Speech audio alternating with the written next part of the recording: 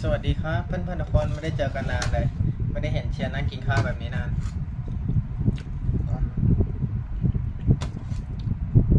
ปกติเชียร์ยืนกินนะทุกคนพอดีพักคอมพิวเตอร์ก่อนมันร้อนนะครับเชียร์ทำการเขียนโค้ดสร้างแอปพลิเคชันเชียร์ DI นั่นเองนะครับงม